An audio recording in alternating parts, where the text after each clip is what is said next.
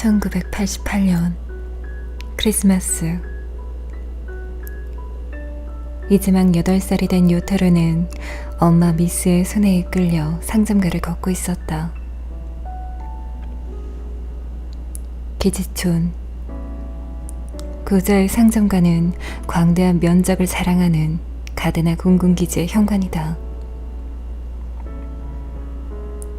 다양한 국적을 가진 사람들이 오가고 가지각색의 꼬부란 글씨들의 간판을 단 가게들이 늘어서 있다. 산타클로스 복장을 한 술 취한 흑인이 미스와 요타로에게 다가와 메리 크리스마스 하고 인사를 하더니 품 안에서 사탕을 꺼내 내밀었다. 요타로는 눈만 위로 떠 산타클로스의 얼굴을 보며 그가 내민 막대사탕 3개 가운데 핑크색 포장지의 것을 골랐다. 산타클로스는 후탕하게 영어로 뭐라 짓거려댄다. 미스에는 상냥하게, 그렇지만 적당히 맞장구를 치고 그 자리를 떠났다.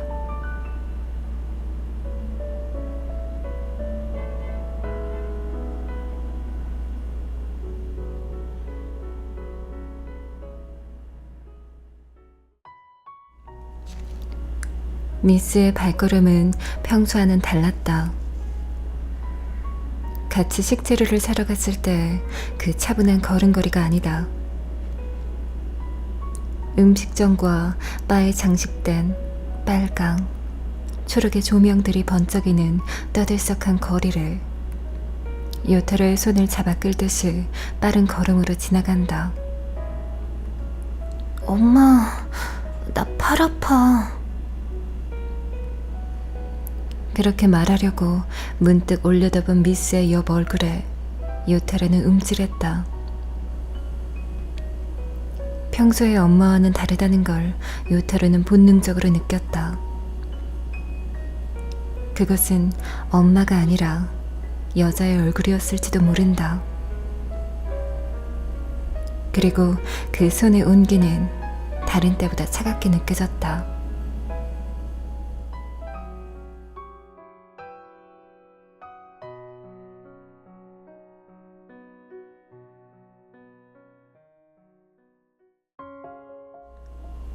큰 길에서 골목길로 들어서자 주인은 한층 떠들썩해진다.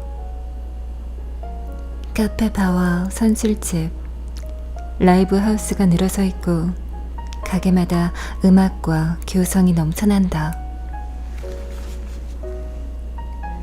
미스와 요타로는 그 가운데 하나인 라이브 하우스의 좁고 가파른 계단을 올라갔다. 재즈클럽 하이드어웨이. 녹이 쓴 묵직한 문을 연다. 미스는 핸드백 안에서 서두르듯 티켓 2장을 꺼내 입장 확인을 마쳤다. 카운터에서 사준 콜라를 받아든 요타로는 미스를 따라 한층 위에 있는 좁고 어수선한 작은 방으로 올라갔다.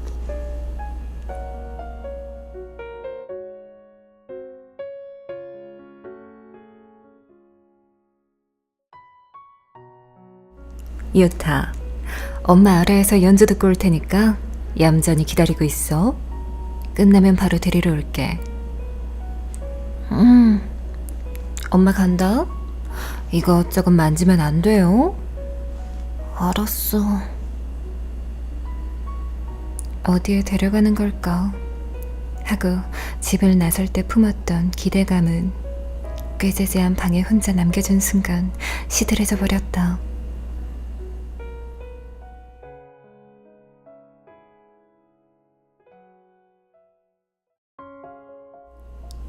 문 너머에서 캐럴을 연주하는 소리가 들렸다. 커다란 거울, 화장 도구, 손때 묻은 로커, 담배꽁초가 수북히 쌓인 재떨이, 베이스 기타와 베이스 드럼의 중저음이 탁한 공기를 가볍게 흔들었다. 요타로는 구멍 뚫린 비닐 소파에 앉아 흑인 산타클로스한테 받은 사탕을 입에 물었다. 몇 번이나 힘을 줘 핑크색 포장지에 주름을 펴봤다. 하지만 주름은 생각만큼 깨끗이 펴지지 않았다. 콜라의 얼음은 이미 녹아내려 컵 위쪽에 얇고 투명한 층을 만들고 있었다. 30분이 지나도록 미스에는 돌아오지 않았다. 요타로는 따분한 시간을 주체하지 못해 전혀 자가절 기미가 보이지 않는 복숭아맛 사탕을 씹어 부수고 포장지를 펴들어 어두침침한 전등에 비추어 보기도 하고 매직으로 쓴 많은 낙서들을 멍하니 쳐다보기도 했다. 담배와 술, 향수가 뒤섞인 복잡한 냄새. 8살 요타로에게는 그것이 어떤 장소인지 이해하기 어려웠다. 하지만 방에서는 어린이의 존재를 거부하는 뭔가가 감돌고 있다는 것을 분명하게 느낄 수 있었다. 그것은 어른. 그것도 불량 어른의 세계였다.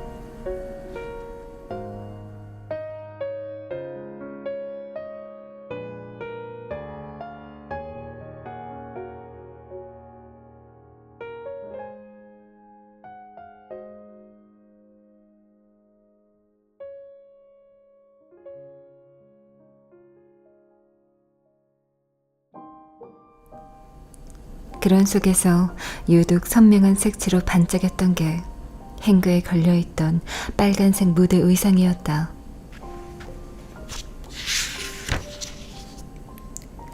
옷에 박힌 스팽글이 희미한 빛에 반사되어 반짝였다. 그 의상이 요타로 앞에서 흔들흔들 춤을 췄다. 그리고 그 뒤에서 갑자기 여자아이가 나타났다.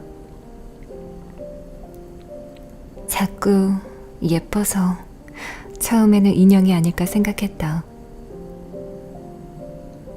커다란 눈에 분홍빛 뺨, 구불구불 예쁘게 웨이브진 머리, 하얀 원피스에 작고 빨간 구두. 눈도 깜빡이지 않고 반짝거리는 빛 속에서 가만히 요타로를 보고 있었다. 지금까지 그곳에 숨어 있었던 걸까? 아니면 천사가 갑자기 내려온 걸까? 요타로도 여자아이를 응시했다. 얼마 동안이나 그대로 마주보고 있었을까?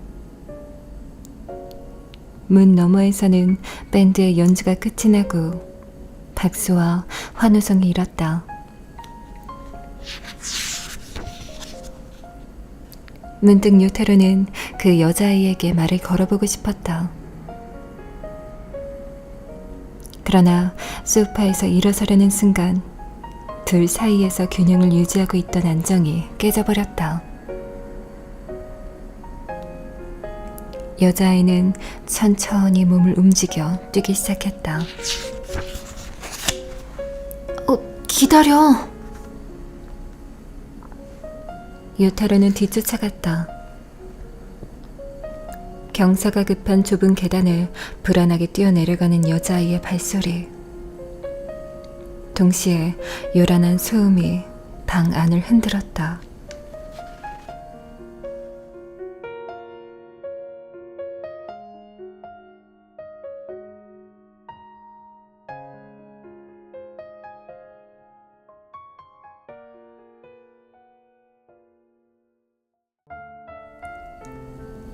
놀라서 계단 아래쪽을 내려다보니 여자아이는 넘어져 바닥에 엎드려 있었다.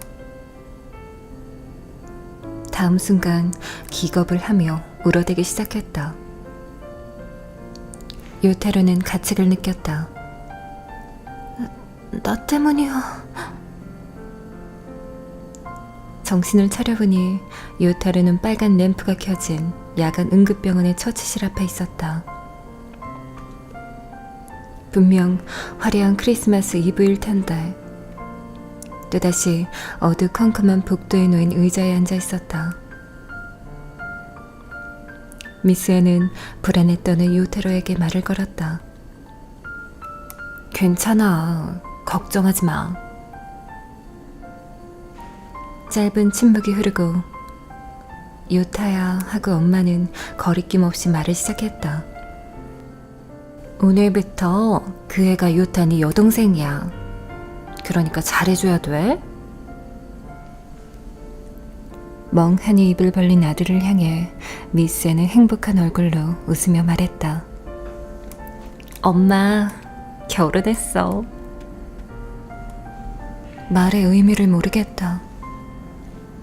하지만 엄마의 웃는 얼굴에서 새롭고 즐거운 생활이 시작될 거란 것만은 어렴풋이 알 수 있었다. 요타로가 그렇게 얼떨떨해하고 있는데 어두컴컴한 복도 안쪽에서 키가 큰 낯선 남자의 그림자가 나타났다. 검은 가죽 바지를 입은 다리가 스치는 소리, 여러 개의 액세서리가 울리는 날카로운 금소금, 딱딱한 부츠 바닥에 복도를 차는 발소리가 메아리치며 울린다.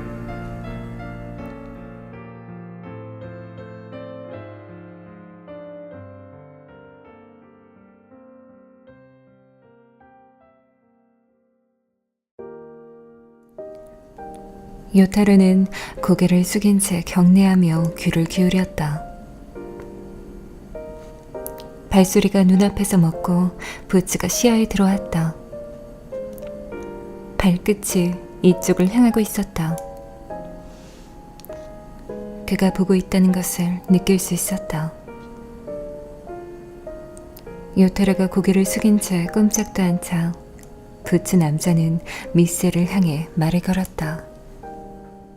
이마 이쪽이 조금 찢어진 것 뿐이니까 괜찮아. 그래? 다행이다.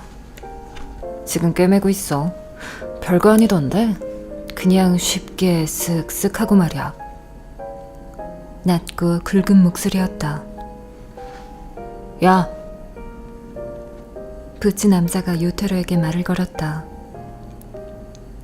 깜짝 놀라 쭈뼛거리며 고개를 들자 거기에는 환하게 웃는 금발머리에 다방나루를 기른 거대한 체구의 남자가 있었다. 메리 크리스마스다.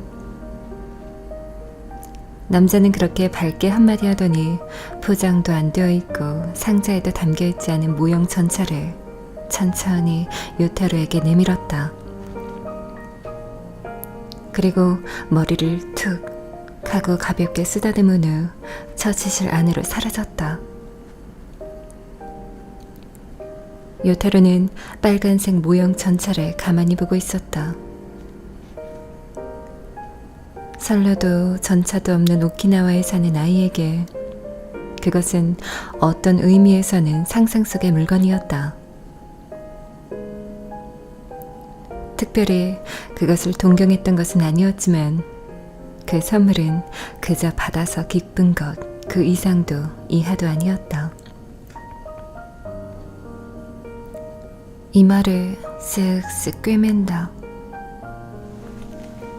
상상만 해도 겁이 났지만 다정하게 웃어주던 남자의 얼굴과 뜻밖의 받은 모형 전차, 머리를 쓰다듬어주던 큰 손과 그 온기가 짧은 순간이었지만 요타로의 마음을 포근하게 만들었다.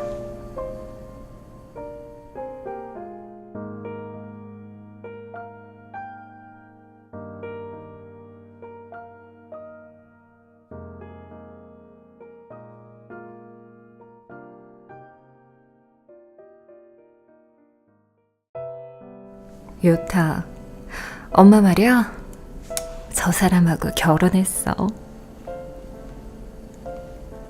엄마의 말과 표정에서 행복이 넘쳐나고 조금의 거리낌도 없이 당당하게 말해서일까? 이번에는 귀에 쏙 들어와 쉽게 이해가 됐다. 그래, 엄마는 결혼했고 오늘부터 저 아이는 내 여동생이 된 거야. 이 녀석은 가오루야. 잘 부탁한다.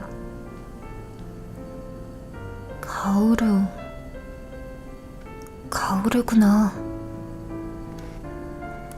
아키요 씨와 미스의 입에서 나온 그 이름은 허공을 떠돌다 아키요 씨의 다리에 달라붙은 채 아래를 내려다보고 있는 이마에 붕대를 감은 여자아이의 몸에 달라붙었다. 요타로 안에서 가오루를 가오루로 인정한 순간 그것은 최초의 인식이었다. 가오루.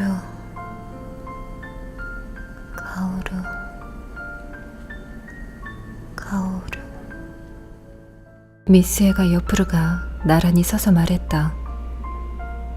가오루, 오빠야. 가오루는 아키요 씨의 뒤에서 몰래 요타로를 보고 있었다. 이 아이가 오늘부터 내 여동생이다. 머릿속으로 그것을 되뇌면서 왠지 신기했다. 그리고 그것은 기분 좋은 일이었다. 엉망진창이었던 크리스마스 이브. 하지만 요타로는 괜히 신이 나서 들고 있던 빨간색 모형 전차를 바라보았다.